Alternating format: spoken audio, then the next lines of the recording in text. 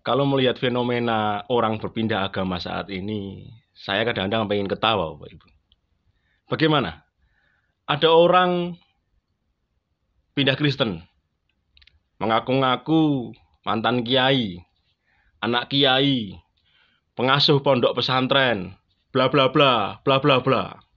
Setelah diselidiki, ternyata pengetahuannya tentang kaidah-kaidah Islam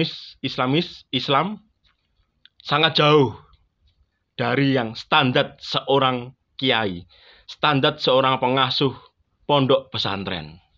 Di satu sisi ada orang yang masuk Islam, ngaku Kristen, ngaku mantan S3 Vatikan, ngakunya anak pastor, sarjana teologi, pendeta, atau macam-macam. Tetapi pengetahuannya tentang Alkitab, firman Tuhan, tentang Injil sangat jauh dari standar bahkan untuk jemaat Kristen sekalipun, bahkan untuk jemaat awam sekalipun. Kenapa hal ini muncul? Karena memang sebenarnya agama itu membutuhkan glorifikasi.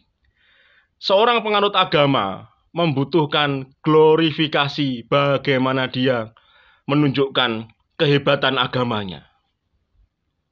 Kadang-kadang dia harus mengada-ngada supaya dia dianggap hebat, supaya agamanya dianggap hebat. Lah, agama-agama seperti ini sebenarnya adalah dikecilkan dengan perilaku orang-orang seperti ini. Orang-orang yang keluar dari agamanya kemudian dia menjelek-jelekan agamanya, membuat berita-berita seolah-olah dia orang yang hebat di agamanya yang lama, kemudian dia karena mungkin mendapat hidayah pindah ke agama yang baru. Sebenarnya malah mengecilkan agama itu sendiri. Bapak Ibu yang dikasihi Tuhan, agama itu hanyalah ibarat sesuatu yang melekat pada seseorang, yang bisa dilepas, bisa digantikan dengan yang lain. Normal orang berpindah agama. Menjadi tidak normal ketika orang-orang yang berpindah agama itu mengglorifikasi tindakannya dengan sesuatu yang dilebih-lebihkan.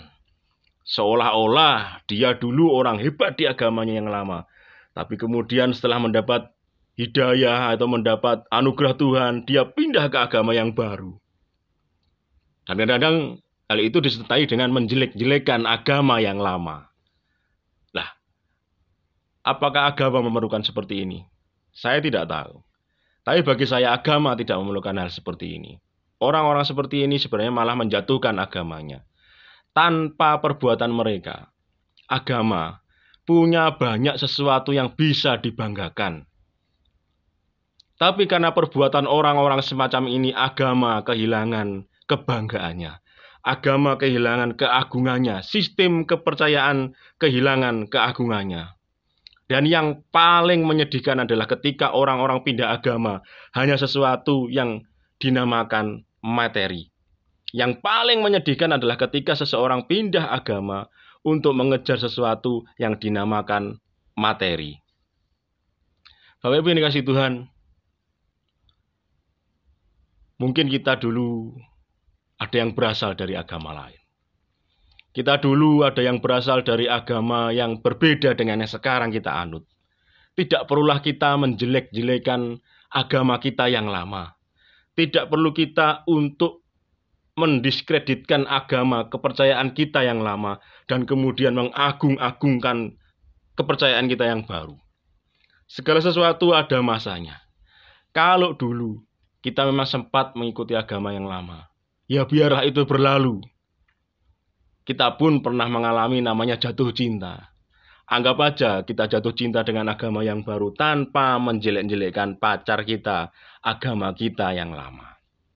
Orang-orang yang bisa bersikap normal, orang-orang yang tetap bisa bersikap objektif dalam menyikapi agama yang lama maupun agama sistem kepercayaan yang dianutnya sekarang, sistem kepercayaan baru yang dianutnya sekarang, sebenarnya adalah orang-orang yang rasionya sudah jalan. Orang-orang yang nalarnya sudah jalan. Dan orang-orang seperti ini dibutuhkan untuk menjaga agama tetap di jalur nalar manusia.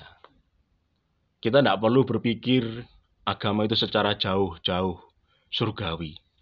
Agama diciptakan untuk manusia. Dan yang terpenting bagi kita adalah kemanusiaan. Agama harus mengagungkan Tuhan, tetapi untuk manfaat bagi manusia. Harus bermanfaat bagi manusia. Kalau agama tidak punya manfaat bagi manusia, buang saja ke laut.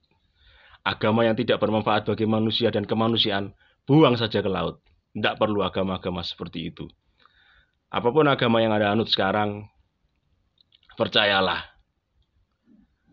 Ketika saudara menganutnya, yakinilah saudara bisa bermanfaat bagi agama itu. Saudara harus menjadi orang yang bermanfaat tanpa menjelek-jelekan agama yang lama, tanpa menjelek-jelekan sistem kepercayaan yang lama. Segala sesuatu Tuhan punya maksud. Segala sesuatu ada rencana Tuhan di baliknya. Saya tidak tahu apa yang terjadi pada Bapak Ibu dan Saudara sekalian sekarang, tetapi saya yakin dan percaya saat ini di agama yang baru, Bapak Ibu dan Saudara sekalian, juga Tuhan pasti punya rencana. Itu anugerah dari Tuhan. Jangan disia-siakan. Jangan menebarkan kebohongan, terutama. Jangan menyebarkan berita-berita bohong. Jangan menyebarkan sesuatu yang tidak benar, yang di masa lalu tidak pernah Anda lakukan. Jujurlah dalam beragama. Berbuatlah benar dalam beragama. Jangan menyebarkan kebohongan. Katakan A jika A. Katakan B jika B. Tidak usah bilang ini karena hidayah, ini karena apa. Padahal sebenarnya yang kita kejar adalah materi, uang. Jalani aja dengan baik. Kebaikan itu akan mengikutimu sampai kepada akhir hayatnya. Sampai pada kesudahan zaman. Jadilah baik bukan karena agamamu, tapi karena memang Tuhan menuntutmu melakukan itu terlepas dari agamamu. Jadilah benar, berguna bagi sesamamu, berguna bagi sekitarmu, apapun agamamu. Selamat malam, Tuhan memberkati, sampai kesudahan zaman.